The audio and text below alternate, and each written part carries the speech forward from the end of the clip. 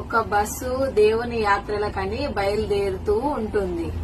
ఉండగా బస్సు బయలుదేరగా ఒక కాడాది లోయలో పడబోయి తప్పుకుంటుంది.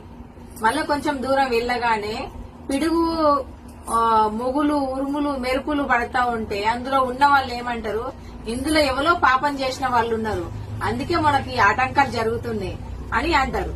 అని అక్కడ దూరంగా ఒక చెట్టు ఉంటది. ఒకక్కడ బస్సు ఆపి ఆ చెట్టును తాకండి, తాకితే ఎవరి మీద అయితే పిడుగు పడతారో ఆలో పాపాత్ములు అని అంటారు. అనగానే అందరు ఒక్కొక్కరు దిగిపోతా ఉంటారు. ఎవరి మీద పడదు, ఒక్కరు ఉంటారు చివరికి. వీడి ఏమంటే మనకు ఈ పాపకర్మ వీడే కావచ్చు అని అందరు అసహించుకుంటారు. అసహించుకొని వెళ్లి చెట్టు ముట్టు అంటే తను భయం కొద్దీ దిగి మెల్లమెల్లగా నడుస్తూ ఉంటాడు. నడుస్తూ ఉండగా నడిచి ఆ చెట్టును ముడతాడు.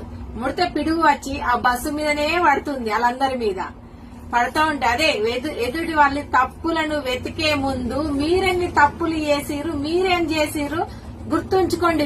ఎదుటి వాళ్ళను మాట అనే ముందు మీరు చేసినవి ఎక్కువ ఉంటాయి. ఎదుటి వాళ్ళను నిందించకండి.